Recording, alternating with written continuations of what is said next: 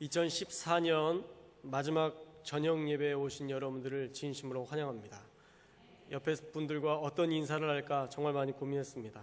사랑하고 축복합니다. 아니면 이왕 온 곳 제대로 예배 드립시다. 다양한 문구들을 생각해봤는데 우리는 충청도인이기 때문에 이 문구가 예배 중에 딱 떠올랐습니다. 이 말씀이 가장 우리에게 힘을 줄 것 같습니다. 우리 옆에 사람들과 인사하겠습니다. 에서슈.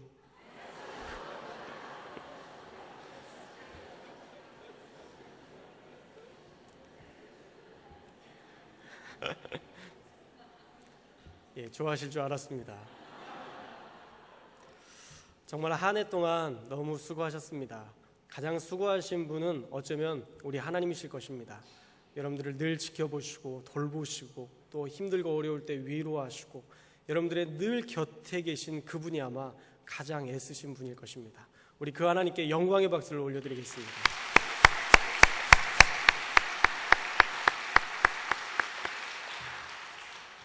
언제나 이제 오늘이 마지막이지만 다음 주부터는 또 내년이 시작이 됩니다. 내년부터 여러분들이 또 다른 한 해가 시작될 때에 언제나 예배하는, 또 마지막에도 또 예배의 자리를 지키는 저와 여러분이 되시기를 주님의 이름으로 축복합니다. 오늘은 전능자의 그늘 아래라는 제목으로 말씀을 전하고자 합니다. 이 시의 저자나 저작 시기는 기록되어 있지 않습니다. 누가 썼는지 또 어떤 상황 속에서 썼는지 알 길이 없습니다. 유대 전승에 따르면 모세일 것이라는 견해가 있긴 하지만 분명하지는 않습니다. 그러나 분명한 것은 이 시를 쓴 사람은 하나님의 구원하시는 능력을 너무 분명하게 경험했다는 것입니다. 왜냐하면 시편 91편의 내용이 하나님께 대한 강한 신뢰가 기록되어 있고 또 하나님을 믿는 믿음 안에서 넘치는 소망이 그 안에 기록되어 있기 때문입니다. 91편 첫 서두에 가장 먼저 나오는 말씀 1절, 2절 말씀만 봐도 하나님의 분명한 도우심과 보호하심을 우리가 알 수 있습니다.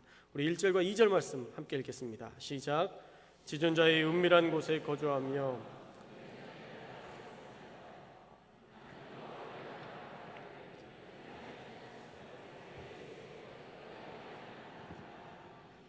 지존자의 은밀한 곳, 전능하신 자의 그늘, 이것은 같은 의미입니다. 그곳은 그 누구도 감히 침범할 수 없는 하나님의 무한한 능력과 권위가 존재하는 것을 가리키는 것입니다. 하나님과 밀접하게 교통하는 성도들은 이 은밀한 곳, 전능하신 자의 그늘이 무엇인지 알 것입니다. 그것이 과연 어디일까요? 바로 하나님을 만나는 장소입니다.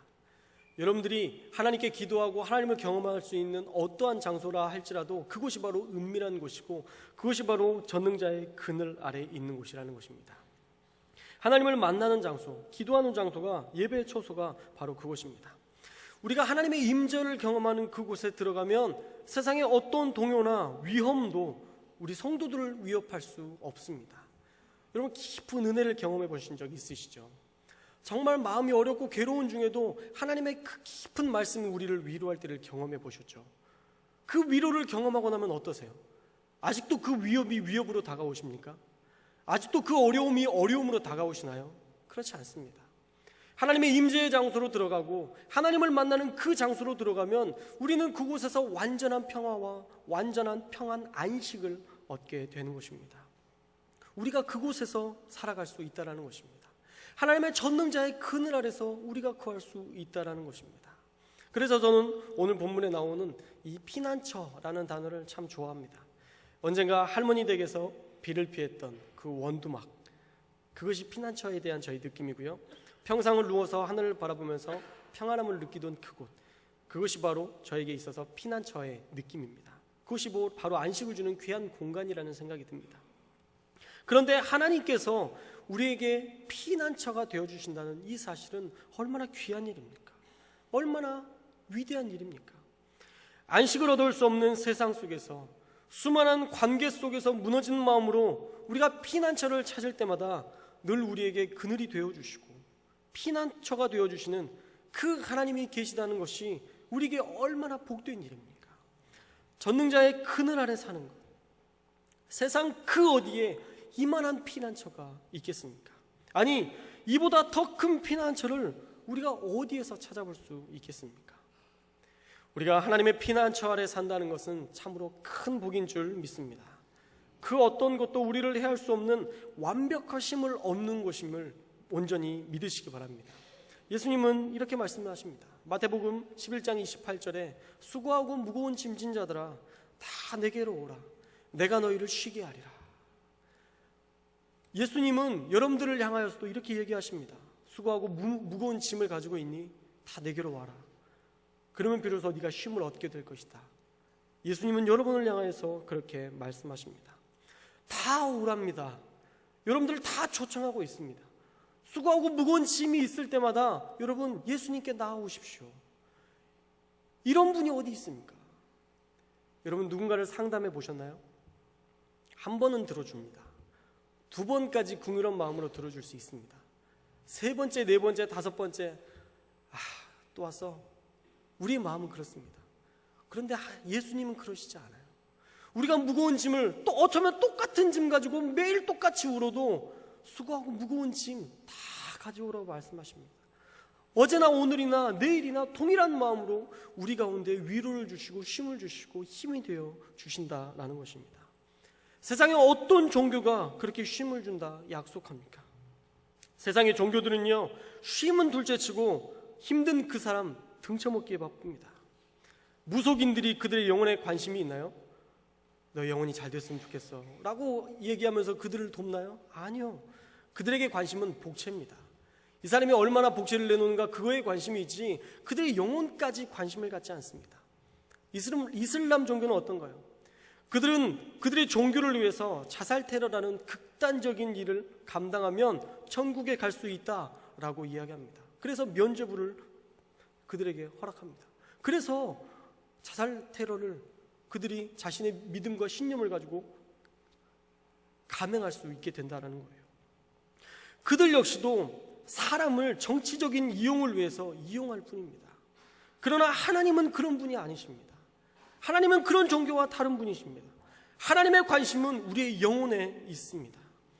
요한 사도가 가이오에게 했던 고백처럼 사랑하는 자여 내 영혼이 잘됨과 같이 내가 범사에 잘되고 강건하기를 내가 간구하노라 고백했던 것처럼 우리 하나님 역시도 우리의 영혼이 잘되기를 원하시고 계시고 우리가 범사에 잘되기를 원하시고 계시고 우리가 강건하게 살기를 기뻐하신다라는 것입니다.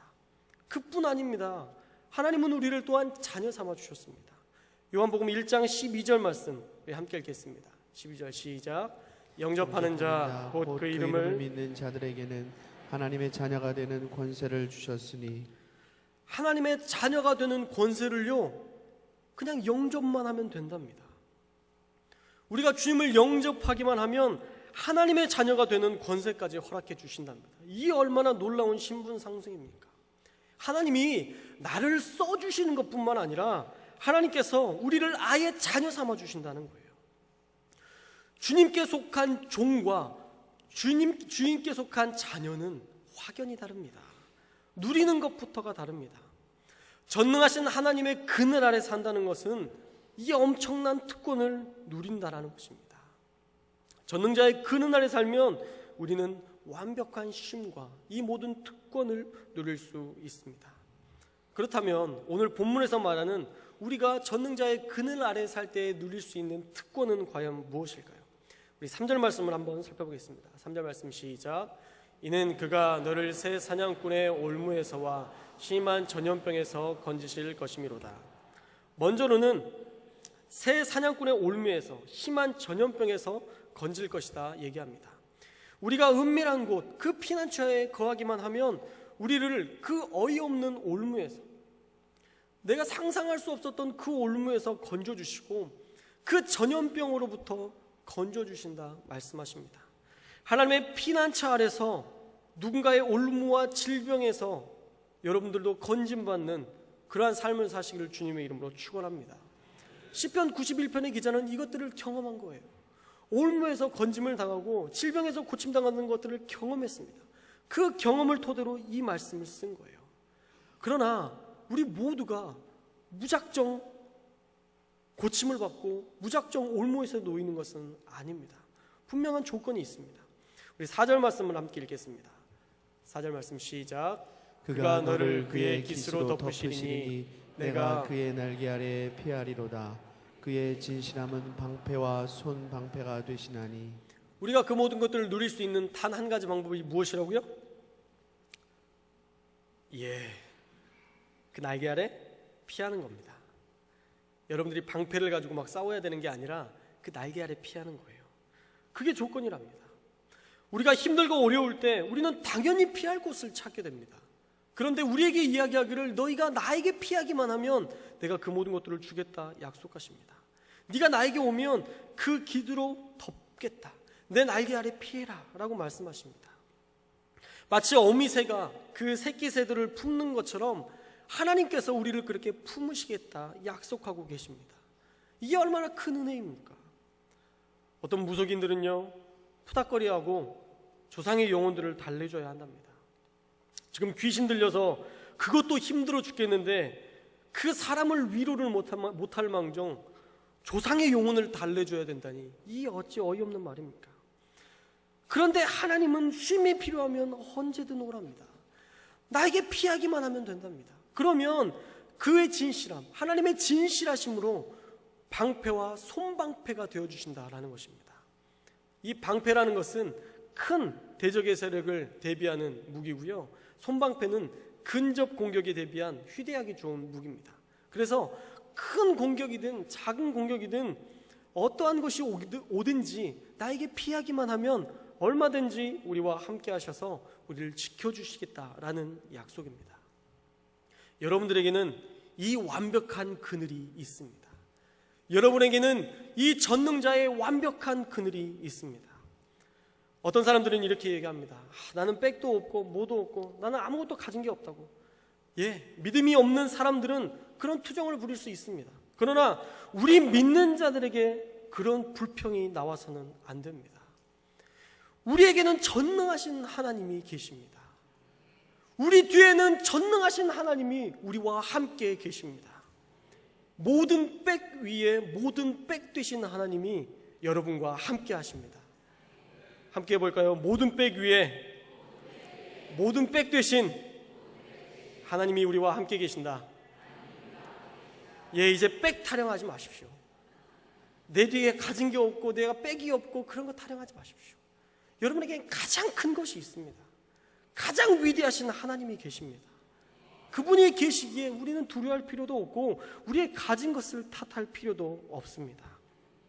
하나님께서 우리와 함께 하시는 것으로 이 시편 91편의 기자는 이런 고백을 합니다. 위험천만한 상황 속에서도 하나님 나를 도우셨다라는 고백을 합니다. 우리 7절 말씀을 함께 읽겠습니다. 7절 말씀 시작. 1000명이 내 왼쪽에서 10,000명이 내 오른쪽에서 엎드러지나 이 재앙이 내게 가까이 하지 못하리로다. 여러분 옆에서 만약 한두 명이 죽어나간다고 생각해 보십시오. 전쟁이 펼쳐졌습니다. 화살에 맞아서 한 명씩 죽어갑니다. 아니 전염병이 돌기 시작했습니다. 여러분 주변에서 한 명씩 그 전염병 때문에 쓰러지고 있다고 생각해 봅시다. 당장 한두 명만 내 좌우에서 죽어나가도 두려울 텐데 수천만이, 1000명이, 10,000명이 그런 당하는 재앙 중에도 이 재앙이 내게 가까이 하지 못할 것이다 라는 고백을 이 시편 기자는 하고 있다는 거예요. 하나님의 전능하심을, 그 전능자의 그늘의 위대함을 온전히 믿고 담대하게 선포하고 있다는 것입니다. 우리가 전능자의 그늘 아래 가면 우리는 이 엄청난 보호하심을 누릴 수 있습니다. 또 10절에도 이렇게 얘기합니다. 화가 내게 미치지 못하며 재앙이 내 장막에 가까이 오지 못할 것이다. 여호와가 나의 피난처이시기 때문에 나는 어떤 화도 재앙도 당하지 않을 것이다. 내 장막에 그 어떤 어려움도 가까이 하지 못할 것이다 라고 선포하고 있다는 것입니다. 그러면 그 선포가 어떤 힘을 발휘하는가? 11절에 보면 하나님께서 너를 위하여서 그의 천사들을 명령해서 내 모든 길에서 너를 지키실 것이다 라고 약속하고 있습니다. 우리가 믿음으로 그렇게 선포하고 하나님께서 그렇게 하실 것을 믿으면 하나님께서 그의 천사들을 명령해서 우리의 모든 길에서 우리를 지키신다라는 것입니다. 할렐루야. 믿으시기 바랍니다. 우리가 하나님을 의지하는 믿음만 있으면 하나님은 언제든 우리를 도우시고 지키신다는 이 사실을 믿으시기 바랍니다. 그런데 여기에서 믿음으로 할렐루야 하고 끝나야 되는데 우리가 현실로 돌아가면 갑자기 또 의문이 들기도 합니다. 그럼 신앙생활 잘하다가 믿는 자들이 고통을 당하기도 하는데 그러면 그것은 어떻게 설명하실 겁니까? 믿는 사람들을 그 전능하심의 그늘 아래 보호하셨다면 우리에게 어떻게 이런 일이 일어날 수 있습니까? 라고 반문할 수도 있을 것입니다. 최근에 제 친구 전도사님이 그런 엄청난 고난을 겪었습니다. 해병대 출신의 건강한 목회자였는데 뇌출혈로 쓰러졌습니다. 아마 그 전도사님이 항변한다면 가장 크게 항변할 수 있을 것입니다. 그 전도사님은 개척교회를 시작하면서 40일 금식도 했습니다. 40일 금식 기간 중에 아내가 교통사고가 나는 엄청난 사건이 있었음에도 하나님께서 주신 그 사명을, 내가 하나님께 드린 서원을 어기지 않을 것이다 라고 다짐하고 병원조차 가지 않고 자기 서원을 지켜냈습니다. 그렇게 신실하게 살려고 몸부림쳤던 그 전도사님이 뇌출혈로 쓰러지고 오른쪽 뇌가 다 망가지고 왼쪽이 완전히 마비가 왔습니다. 얼마나 억울합니까? 하나님께 도대체 어디 계시냐고 따져야 되지 않을까요? 그런데 그 전도사님은 하나님을 향한 신실함을, 하나님께서 그에게 베푸실 신실함을 믿었습니다. 그리고 그 절망에서 곧 일어났습니다. 2014년 6월 이후의 이야기라는 제목으로 페이스북에 올린 글입니다. 어느 무더운 여름날 병실은 후덥지근 답답하고 숨이 막혔다. 뇌출혈 환자들 때문에 에어컨조차 켤 수 없었다. 난 여느 때와 같이 테라스에 나가서 황혼으로 물들어가는 도시를 바라보고 있었다. 다른 때 같았으면 여지없이 견딜 수 없는 지독한 우울증에 시달려야 했건만 그날따라 나는 8층 테라스 난간을 붙잡고 이렇게 생각했다. 여기서 뛰어내릴 용기와 각오로 재활을 한번 해보자. 그렇게 하나님께서는 혼돈과 공허로 가득한 내 마음을 빛으로 새롭게 바꾸셨다. 나는 꿈을 꾸었다. 최대 재활치료기간 90일이 끝나고 태어날 때 뛰어서 나가는 꿈이었다. 나는 그것을 믿었다. 그리고 그렇게 뛰는 것이 내 목표가 되었다. 그때 나는 휠체어에 오래 앉아있는 것조차 힘들 때였다. 그때부터 나는 재활운동에 목숨을 걸었다. 얼마나 집중을 했는지 한밤중에 일어나면 몸은 침대에 누워 여전히 운동을 하고 있었다. 그렇게 일주일이 지난 후 나는 조금씩 걷기 시작했다. 물리치료 선생님이 지팡이를 줬지만 나는 그것을 멀리 던져버리고 계속 걸어갔다. 나는 뛰는 것이 목표였기 때문이다. 어느 정도 걷는 연습을 하곤 계단 연습을 했다. 계단에서 한 걸음 올라가는 연습을 한 후부터 나는 하루도 빠짐없이 병원 1층에서 8층을 오르내렸다. 어느 날은 죽고 싶을 정도로 하기 싫었고 어느 때에는 너무나 힘들고 고통스러웠지만 난 결코 하루도 쉬지 않았다. 나는 반드시 뛰어서 나가야 했기 때문입니다. 그렇게 지옥 같던 90일이 지나고 드디어 퇴원이 일주일밖에 남지 않았다. 나는 러닝머신의 속도를 올렸다. 보통 뇌졸중 환자들은 러닝머신에서 걷는 연습을 하지만 나는 안정장치에 몸을 묶고 러닝머신의 속도를 계속 올려나갔다. 치료 선생님들과 간병인은 넘어지면 죽는다며 굳고 말렸지만 나는 이렇게 말했다. 난 뛰든지 죽든지 둘 중에 하나만 할 겁니다. 누구도 날 말릴 수 없었다. 그리고 난 퇴원 3일 전부터 뛰기 시작했다. 어떤 치료 선생님이 말했다. 구급차에 실려와서 3개월 만에 뛰어나간 환자는 내가 유일하다고. 나는 그렇게 하나님께서 보여주신 대로 재활병원에서 3개월 만에 뛰어서 퇴원했다. 이게 가능한 일입니까? 도저히 불가능한 일입니다. 그런데 그런 엄청난 질병과 절망의 순간에 그가 붙들었던 것은 하나님의 그 전능자의 그늘 아래에 있다는 사실이었습니다. 하나님께서 주셨던 그 희망의 끈을 놓지 않았던 것입니다. 하나님께서 함께 하신다는 그 사실을, 그리고 나를 반드시 세우셔서 다시 그 목회의 현장에 부르실 것이라는 분명한 믿음이 그를 3개월 만에 뛰어나가게 하셨다라는 것입니다. 지금도 몸이 불편해서 메시지나 인터넷에 글을 올릴 때는 아들이 대신 써준다고 합니다. 그러나 더 강건하게 주님을 위한 사역자로서 더 큰 사역을 감당하고 있습니다. 믿는 자들도 고통당할 수 있습니다. 그러나 저는 하나님께서 그를 더 크게 쓰셔서 이 땅 가운데에 많은 절망적인 사람들에게 큰 희망을 전하는 귀한 사역자로 세우실 줄 믿습니다. 좌우에 수많은 사람들이 넘어지고 자빠지지만 하나님을 신뢰하던 그 사람은 다시 뛰어서서 회복해 도와주신다라는 것입니다. 그런 하나님의 그늘날에 우리가 살고 있습니다.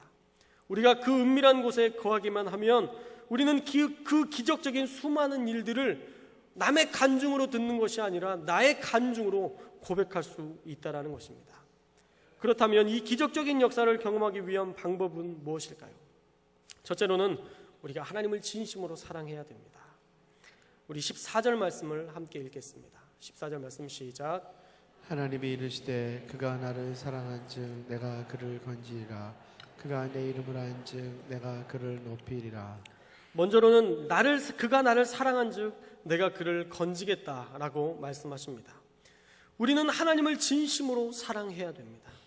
우리가 하나님을 진심으로 사랑하는 그 사랑을 아시고 하나님께서도 우리를 들어 써주신다라는 것입니다. 그 사랑이 하나님으로 하여금 모든 것을 주고 싶은 마음을 불러일으키게 됩니다. 그가 나를 사랑했기 때문에 내가 그를 건지겠다. 성경은 말씀하고 있습니다. 너무도 당연한 일입니다.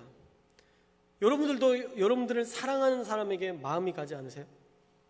나를 아끼고 사랑해주는 사람에게 더 마음이 쏟아지지 않나요? 나를 아끼고 사랑하는 사람에게는 더더욱 큰 사랑이 가게 되어 있습니다.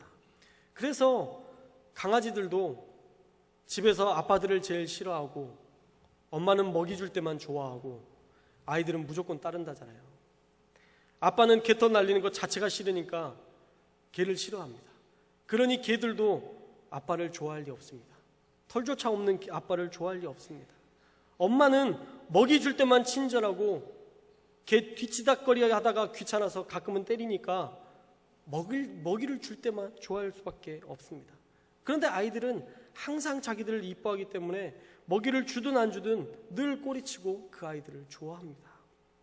하물며 강아지들도 그들의 진심이 어떤 것인지 알고 있습니다.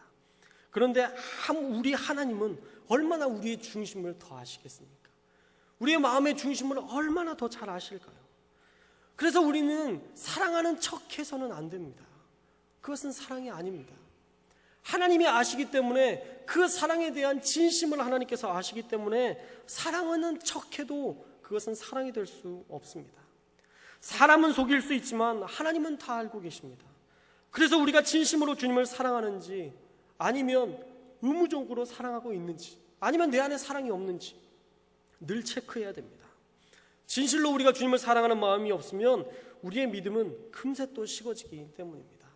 사랑에 근거한 믿음이 가장 큰 힘을 발휘하게 되어 있습니다. 십자가만 봐도 눈물이 아른거리는 그 십자가 사랑에 늘 감격하며 사는 그 사랑이 우리에게 있어야 우리의 믿음도 굳건하고 흔들리지 않게 됩니다. 그런 거 없어도 사랑이다 말할 수 있겠지만 그런 게 있으면 진짜 사랑이 됩니다. 바라기는 여러분 안에 하나님을 향한 뜨거운 사랑이 회복되시기를 주님의 이름으로 축원합니다. 둘째는 우리가 그의 이름을 알고 그를 높이는 자가 되어야 됩니다. 그가 내 이름을 안즉 내가 그를 높이리라 말씀하십니다. 모든 일에 하나님의 이름을 드높이는 자가 되어야 된다라는 것입니다. 우리가 하나님을 믿는 것을 자랑스러워해야 됩니다. 나는 천안성결교회에 다니고 있다라는 그 자체를 자부심을 가지고 많은 사람들에게 내가 그리스도인이다 라고 이야기할 수 있어야 된다라는 것입니다. 하나님의 이름을 걸고 하는 기업들이 있습니다. 여러분들이 잘 아시는 신원그룹, 거기에서 쓰는 똑같은 문구가 있죠. 주일은 쉽니다. 주일은 쉽니다.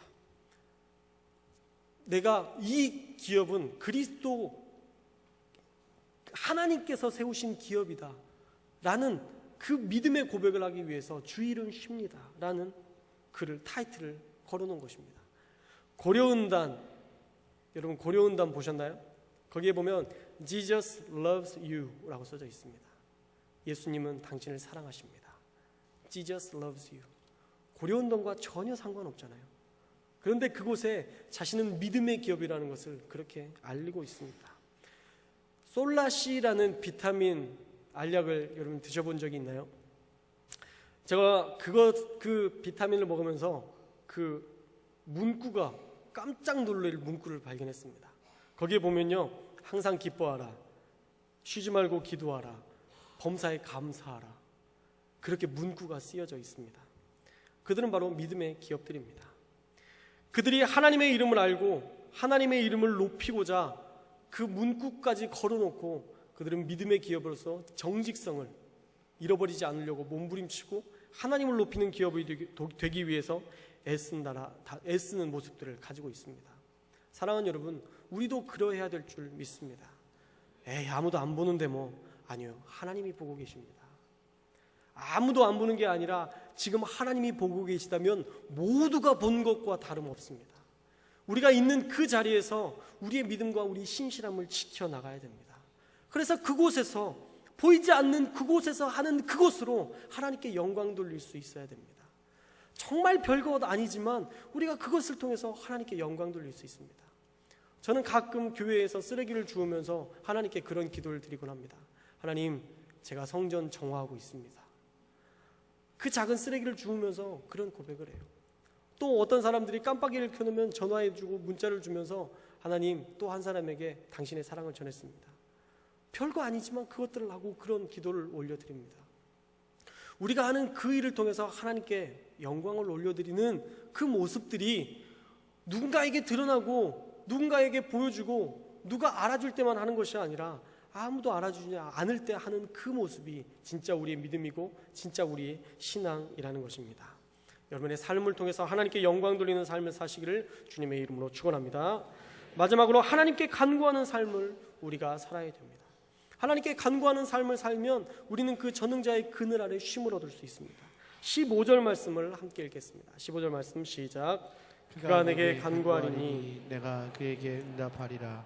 그들이 환난 당할 때 내가 그와 함께하여 그를 건지고 영화롭게 하리라. 그가 내게 간구하리니 내가 그에게 응답할 것이다 말씀합니다. 또 환난 당할 때에 내가 그와 함께하여 그를 건지고 영화롭게 하리라 말씀하십니다. 우리가 그 모든 것들을 누릴 수 있는 단 한 가지 방법은요, 하나님 앞에 아뢰라는 것입니다. 하나님 앞에 간구하라는 것입니다. 그러면 그 간구만 하면 하나님께서 다 들어주신다라는 것입니다. 오늘 말씀을 통해서 전능자의 그늘 아래에 사는 법을 배웠습니다. 우리가 전능자의 그늘 아래에 살려면 첫째, 하나님을 사랑해야 되고요, 둘째로는 하나님의 이름을 높이는 삶을 살아야 되고요, 셋째로는 하나님께 간구하며 살아야 됩니다. 여러분들이 이렇게만 살면 전능자의 그늘 아래서 수많은 것들을 누리며 살게 될 것입니다. 사랑하는 여러분, 전능하신 하나님과의 사랑이 과거의 일이 되지 않기를 주님의 이름으로 축원합니다. 과거엔 뜨거웠지가 아니라 지금도 뜨거워서 어쩔 줄 모르는 그 사랑이 여러분 안에 용솟음치기를 주님의 이름으로 축원합니다. 또 어떤 일을 들어주실 때만 할렐루야 하지 않기를 바랍니다. 삶의 모든 순간이 하나님께서 주신 은혜의 시간이고, 또 삶의 모든 순간이 하나님과 나누는 사랑의 시간이 된다면 우리는 이 모든 보호하심과 인도하심과 또 지켜주심과 건지심과 높이심과 영화롭게 하심과 장수와 만족함과 구원까지도 누릴 수 있게 된다는 것입니다. 전능자의 그늘 아래서 날마다 주님과 깊은 교제 가운데 사시며 그 놀라운 피난처를 늘 경험하며 사시는 그 전능자의 그늘 아래서 언제나 보호하심을 입는 저와 여러분들이 되시기를 주님의 이름으로 축원합니다.